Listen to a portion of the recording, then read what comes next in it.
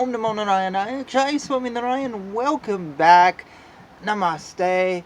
We are looking at the second book of the Ramayana, and today we're in chapters 69 and 70. I think this is probably going to be a rather short video because 69 is like 21 verses. Here we go. Chapter 69 is called Bharata's Dream. On that night, when the messengers entered the city, on that same day, Bharata saw a very distressing dream. Seeing a bad dream at dawn, when the night had ended, the son of the King of Kings was exceedingly troubled.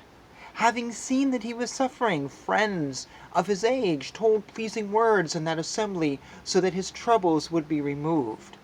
To bring peace to him, some people played musical instruments, some of them danced, some enacted dramatic scenes, and others told jokes. One close friend, addressing him, who was surrounded by other friends, said, "Oh, friend, why are you not pleased in the company of your friends?" Bharata replied to him, saying, "Please listen to my reason why grief has overtaken me. In my dream, I saw my father, who was dirty and with disheveled hair, who has fallen from the peak of the mountain into the dirty water with cow dung. I saw him floating in a cow dung pond, drinking oil with his cupped hands and laughing again and again. I saw him eating rice with sesame seeds again and again with a bent head, with oil applied all over his body and entering the oil pool. In that dream I saw a dry sea, a moon fallen down to the ground, and earth covered with darkness, the tusk of an elephant fit to be ridden by a king broken down to pieces, a burning fire which was suddenly put out, the earth being split open, various trees getting dried up, and the mountains becoming split open also and covered with smoke. I saw my father wearing black clothes and sitting on a seat made of iron, and his being mocked at by women who were having black brownish complexion. I saw that soul of Dharma hurrying in a chariot drawn by donkeys, wearing garlands of blood-red color and traveling to the southern direction.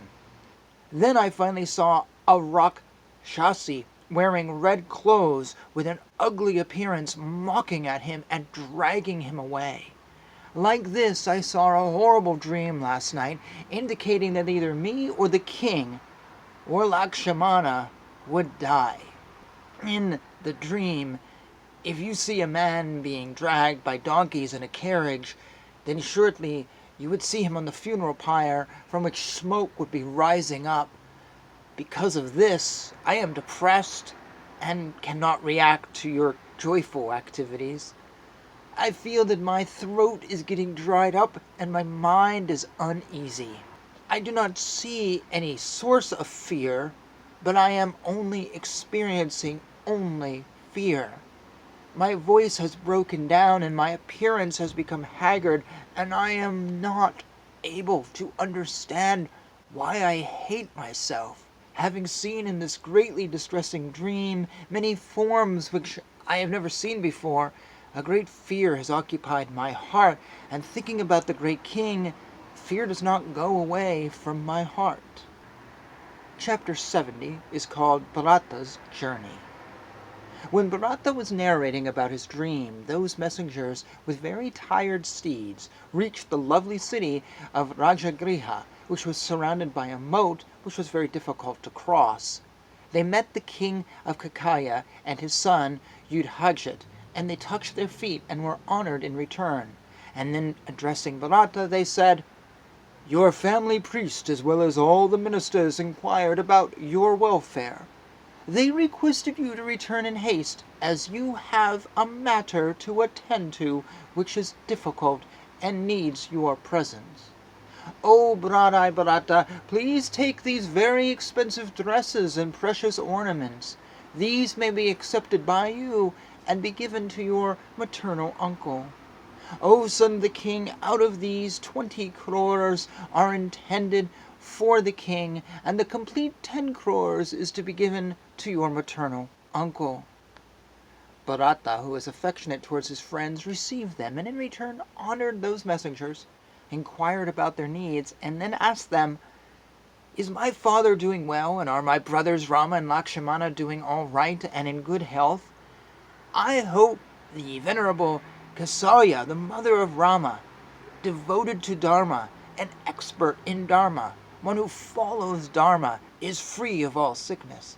I hope Sumitra, the mother of Lakshmana, the brother of the valorous Shatrugna, and who is an expert in Dharma, observes all rituals and is keeping good health. Is my mother Kakeyi, who loves me, who is adamant, short-tempered, and who is proud of her intelligence, free of all illness? And what did she say?" When the great soul Bharata uttered these words, the messengers addressed him respectfully and said, "O tiger among men, Bharata, all those whose welfare you have inquired of are keeping on all right. The goddess of wealth and prosperity is awaiting you there. Let the chariots be yoked." After being replied to like this by the messengers, he told the messengers, "I would like to take leave from the king of Kakeyi and inform him that you are hastening me up."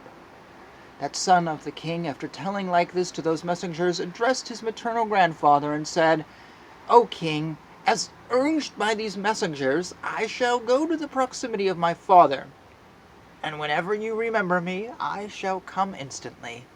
Thus urged by him, the king of Kakeya, who was the maternal grandfather of Bharata, kissed him on his forehead, smelt him on his head, and spoke these auspicious words: "O child, I permit you to go.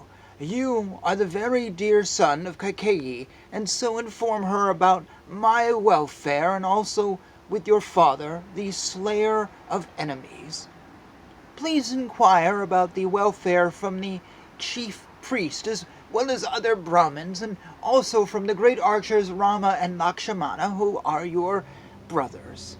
The king, after bestowing honors to Bharata, presented him with well-bred elephants, also blankets with different types of designs, antelope skins, and riches. The king of Kakeya, after honoring Bharata, gave him 2,000 gold coins and 1,600 horses as wealth. Similarly, Aswapati, who is the maternal uncle, gave Bharata several estimable, trustworthy, and virtuous ministers to accompany him on his return journey.